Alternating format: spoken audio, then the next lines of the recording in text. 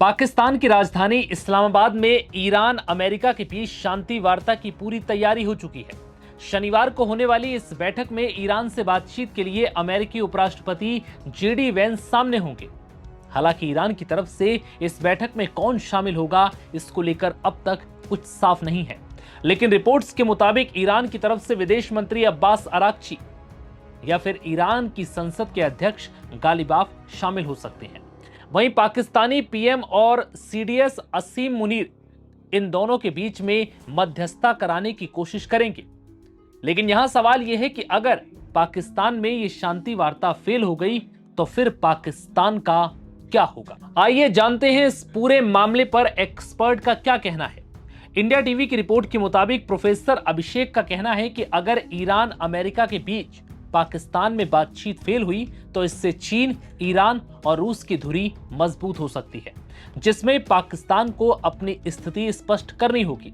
अगर यह बातचीत फेल होती है तो फिर पाकिस्तान की विदेश नीति कमजोर हो सकती है, क्योंकि अगर पाकिस्तान ईरान के करीब जाता है तो उसकी पश्चिम के साथ दूरी बढ़ेगी और दूसरी तरफ अगर वो अमेरिका के साथ जाता है तो ईरान और कुछ क्षेत्रीय देशों के साथ उसका तनाव बढ़ेगा। यानी ये शांति वार्ता अगर विफल होती है तो पाकिस्तान की वैश्विक स्थिति बेहद कमजोर हो सकती है। और अगर सीजफायर टूटा और ईरान ने फिर से हॉर्मुज स्ट्रेट को लगातार बंद रखा या वहां विस्फोटक माइंस बिछा दी तो तेल की कीमतें आसमान छू सकती हैं। इससे सबसे बुरा असर पाकिस्तान पर ही पड़ेगा। अगर ये शांति वार्ता फेल हो गई तो इसका सबसे बुरा असर पाकिस्तान की आर्थिक स्थिति पर पड़ेगा। पाकिस्तान में तेल की कीमतों में करीब 30 से 35% का उछाल आ सकता है, जिससे पहले से महंगाई से जूझ रहे पाकिस्तान में महंगाई और तेजी से बढ़ेगी। साथ ही पाकिस्तान के लिए सऊदी अरब के साथ हाल में साइन किया गया स्ट्रेटेजिक म्यूचुअल डिफेंस एग्रीमेंट भी मुश्किल पैदा कर सकता है, क्योंकि अगर युद्ध बढ़ा और सऊदी अरब पर कोई खतरा हुआ तो पाकिस्तान को सैन्य सहयोग देना पड़ सकता है, जो उसकी अर्थव्यवस्था और सेना दोनों पर बोझ बनेगा। तो ऐसे में वो ईरान समेत अन्य मुस्लिम मुल्कों का भी दुश्मन बन जाएगा। अब ये समझिए कि पाकिस्तान में इस शांति वार्ता को कराने और सफल बनाने के पीछे पाकिस्तान की मंशा आखिर है क्या। पाकिस्तान इन दिनों अमेरिका और ईरान के बीच शांति वार्ता कराकर अपनी एक अलग और मजबूत छवि गढ़ने की कोशिश कर रहा है।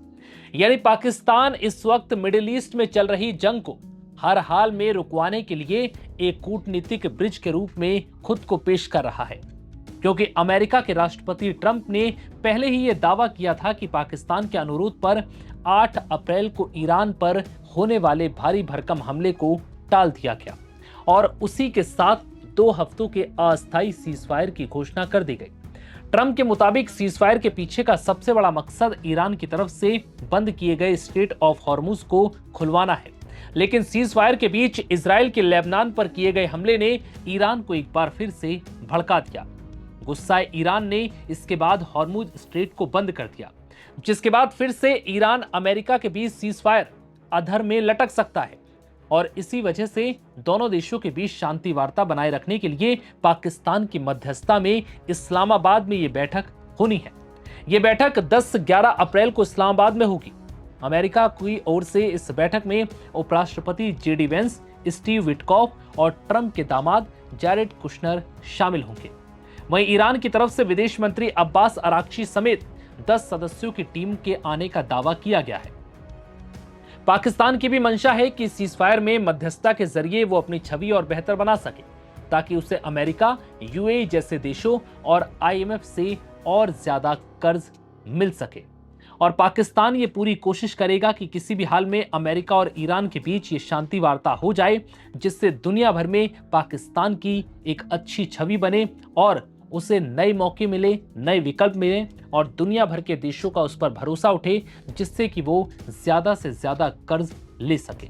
फिलहाल इस वीडियो में इतना ही। इजाजत दीजिए। नमस्कार।